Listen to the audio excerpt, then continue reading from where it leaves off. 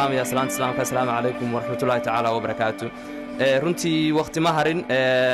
waxaan rabaa marka koowaad inaan hambalyo u diro dhammaan ardada qalinjibinaysa maanta galaaska 8aad runtii farxad bay tahay inaan xalfadiina ka qayb galo waxaan leeyahay hambalyo horay u socdo maanta waxaan leeyahay tallaaba qaadeen tallaabada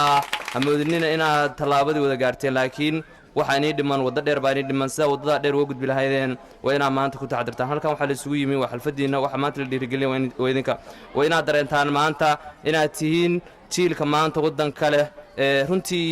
waxa ay dhibtaa kelmadda ah dhalinyarada lagu yiraahdo waxaad tihiin mustaqbalka biri cidayna weydiisa waxaad tiraahdaa yaa mustaqbalka maanta mustaqbalka maanta mustaqbalka saadame intaba dhalinyarada halka farfadhida ayaa sidaa darteed waxa wax ku hagaaji karnaa waxa weeye inaad wax barataan dhanka wanaaggan eegtaan aan laynu ku eedayn inaad waxyaalo la mid ah samaysaaniin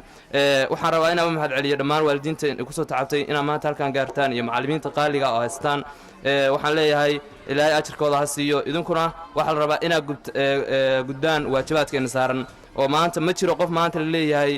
ama lagu abaalmarinayo ama lagu ammaanayo wuxuu heer ka gaaray saaqadnimo laakiin waxa arkaysaa in dadka wax bartay meesha ay ka gaaraan waxbarashada ana ku hadlay dhalinyarada ku waxa bartay dhulkaaga oo runtii waan ku faraxsanahay maanta xalfadan nimaano aan ka qayb galno waxaan leenahay dhammaantiin hambalyo runtiina waxaan isku day doonaa in badan inaan nimaano waxbarashadeena ka qayb qaataan waxyaalaha farxad geliya magaalada markaan waxa kamid ah runtii saan moodayna magaalada ahaan sidii u weyn tahay iyo inta leeg tahay secondary-ga ardada inta leeg inay ku nooshahay farxad bay noo tahay dhalinyaro dhammaantiin hambalyaan leeyahay hore u socda